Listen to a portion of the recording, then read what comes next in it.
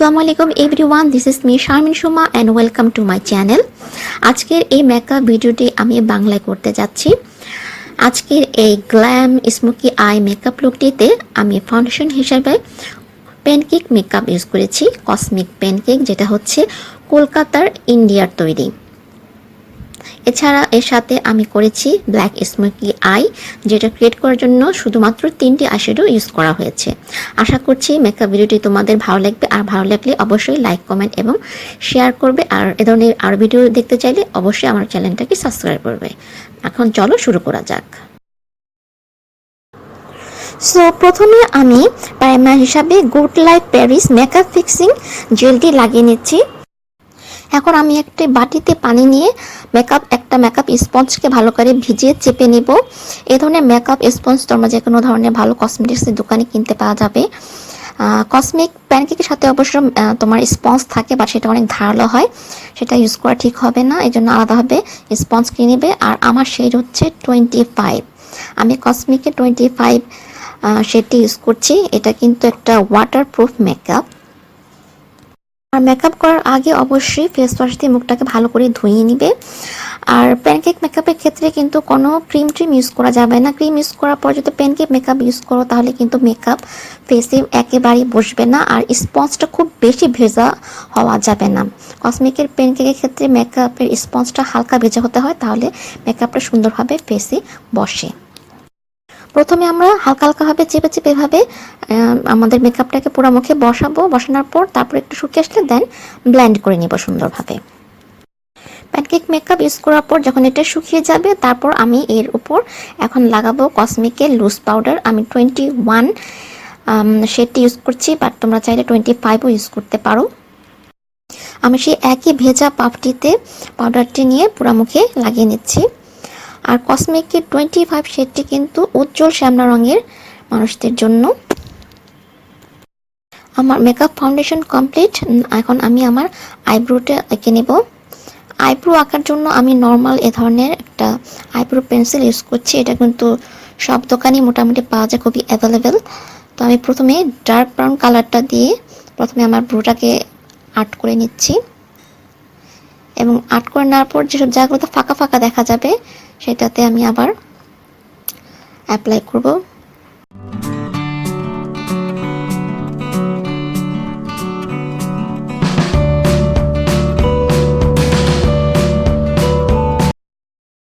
আমার eyebrow draw করা শেষ। এখন আমি চলে যাব আমার আই মেকআপে। আই মেকআপ শুরু করার পূর্বে আমি আমার চোখে নিচে অল্প করে লুজ পাউডার দিয়ে নিচ্ছি, যাতে করে আইশ্যাডো পরলে আমার বেসটা নষ্ট না হয়। আজকে আমি টিজেড 35D এই প্যালেটটি ইউজ করছি। এখান থেকে আমি ব্রাউন কালারটা নিব। প্রথমে ব্রাউন খুবই অল্প পরিমাণে প্রথমে আমি নিব। এটা হচ্ছে আমার ট্রানজিশন কালার। আমি একটা ফ্লপি ব্রাশের মধ্যে করে নিয়ে প্রথমে আমি এই ব্রাউন কালার শেডটি ইউজ করছি। আমি কিন্তু বাইরের দিক থেকে আউটার কর্নার থেকে এই শেডটা লাগানো শুরু করবো, কারণ আমরা সবসময় দেখি যে আউটার কর্নারটাই আমরা একটু ডার্ক করে, তাহলে দেখতে আমাদের চোখটা সুন্দর দেখায়, বড় দেখায়। আর যাদের আইস হচ্ছে হুডেড আইস, মানে একটু যেটা ফোলা, আমাদের চোখটা কিন্তু ফোলা, যখন আমরা এরকম লাগাবো তখন যাতে তাকালে সেই শেডটা যাতে দেখা যায় সেভাবে লাগাতে হবে। এখন আমি তোমার ল্যাকমে আইকনিক এই কাজলটা আমার আইলিডে লাগিয়ে নিচ্ছে। তোমরা চাইলে এ ধরনের কাজল বা জেল আইলাইনার যে থাকে সেটাও ইউজ করতে পারো, বা নর্মাল যে কাজল থাকে সেটাও ইউজ করতে পারো। এভাবে আমি এই কাজলটাকে আমার লিডের মধ্যে প্রথমে এঁকে নিচ্ছি, তারপর এটা আমি আমার হাতের আঙ্গুল দিয়ে ব্লেন্ড করে নিব।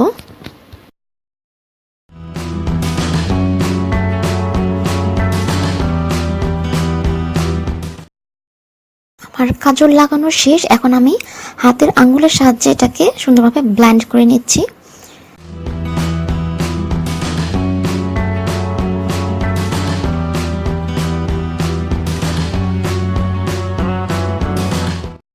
হাতের আঙ্গুল দিয়ে ব্লেন্ড করে নেওয়ার পর এখন আমি একটা ফ্ল্যাট ব্রাশ নিচ্ছি। এতে আমি কোনো শেড নিইনি এখনো। আমি এই ফ্ল্যাট ব্রাশটা দিয়ে চোখের যে কাজল লাগিয়েছিলাম সেটার যে হার্শ লাইনটা আছে সেই লাইনটাকে আমি এখন ব্লেন্ড করে দিচ্ছি।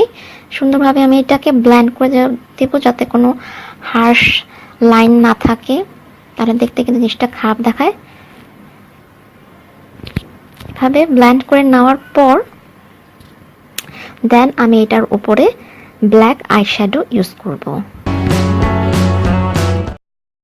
ওকে, আমার ব্লেন্ডিং শেষ। এখন আমি সেই ডিজাইনের প্যালেট থেকে ব্ল্যাক শ্যাডোটা নিয়ে পুরো আইলাইটে যেখানে আমি কাজল ইউজ করেছিলাম সেখানে আমি বসিয়ে দিচ্ছি। প্রথমে বসিয়ে দেওয়ার পর আবার সেই লাইনটার মধ্যে যেখানে হার্শ লাইন থাকে সেটাতে আবার আমি ব্ল্যাক শ্যাডোটা ইউজ করলাম।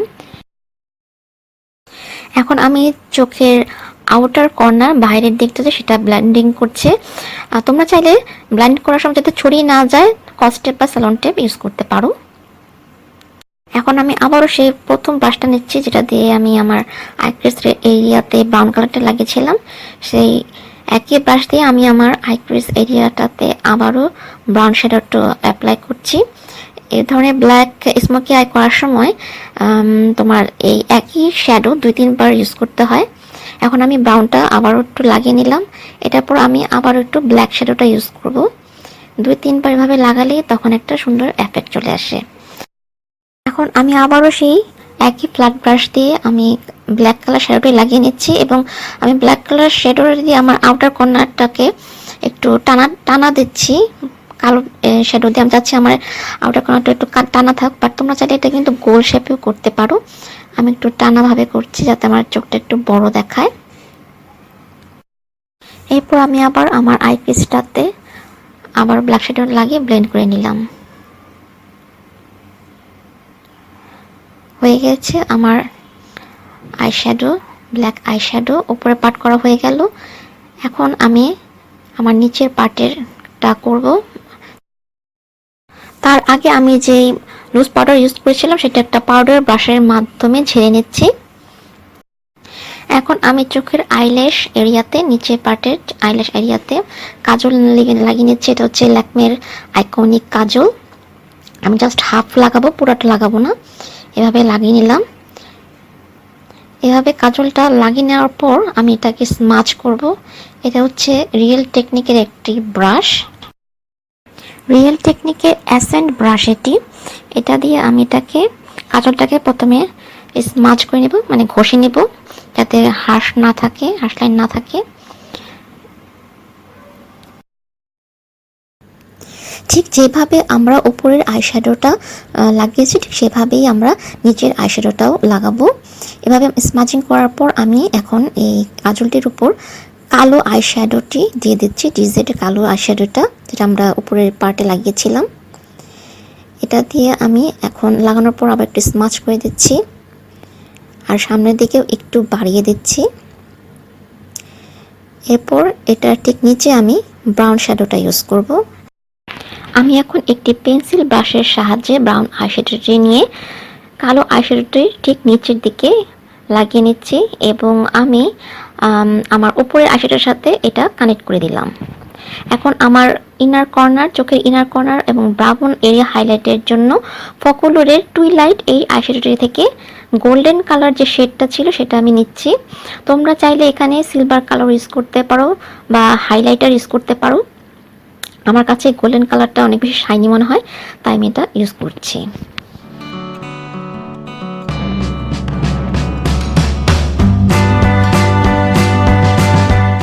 আমি এখন এই সেম আইশ্যাডোটি আমি ব্রাউন এরিয়াতে অ্যাপ্লাই করছি। ব্রাউন এরিয়া হচ্ছে বুড়োর ঠিক নিচের দিকটাতে।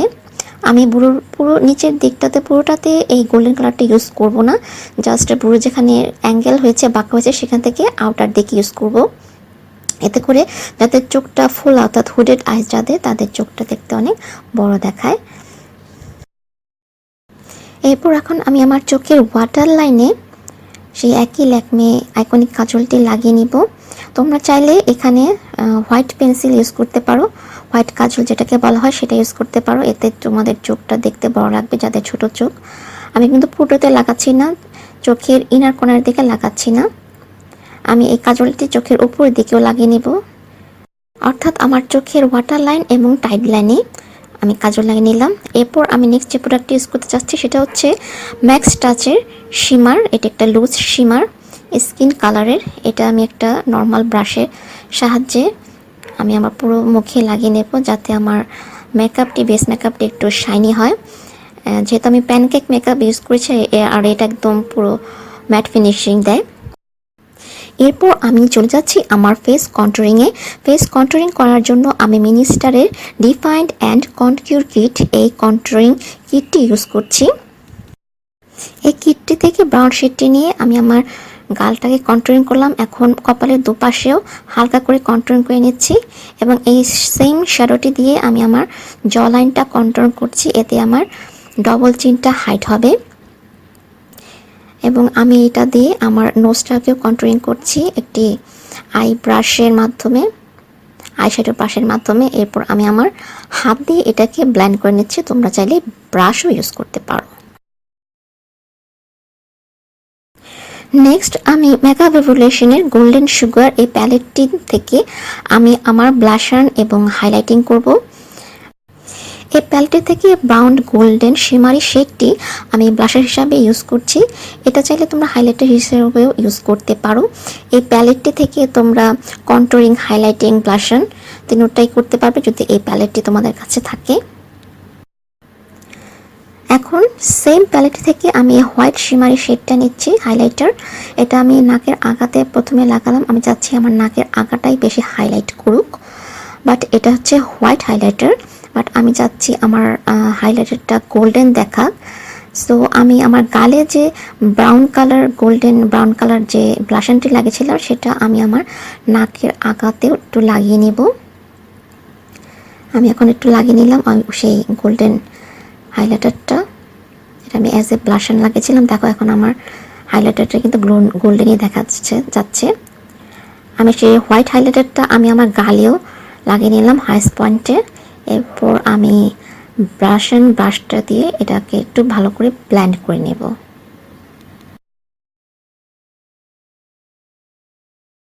বাস হয়ে গেল আমাদের কন্ট্যুরিং এবং হাইলাইটিং।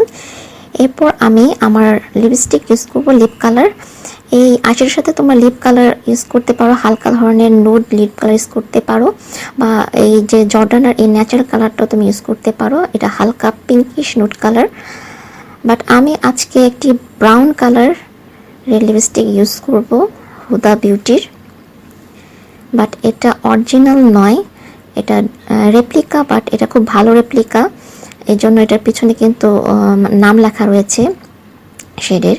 বাট যেগুলো খুব কম দামের হয় সেগুলো কিন্তু কোনো স্টিকার থাকে না, কোনো নাম লেখা থাকে না যে এটার কালারটার নাম কি। But this is the good replica, good one.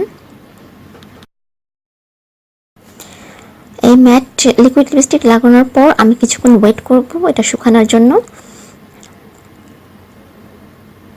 দেখো আমার লিপস্টিকটা এখন পুরোপুরি ম্যাট হয়ে গিয়েছে, অ্যান্ড ইটস লুকিং বিউটিফুল।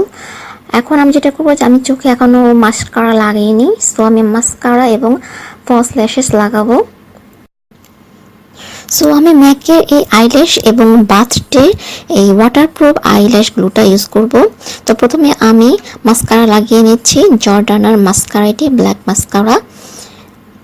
এটি লাগিয়ে নেওয়ার পর দেখতে পাচ্ছ যে আমার চোখটা কিন্তু উইদাউট ল্যাশেসই অনেক সুন্দর দেখাচ্ছে। যারা ল্যাশ পরতে পারো না তারা কিন্তু উইদাউট ল্যাশেসও এই মেকআপটা ক্রিয়েট করতে পারো।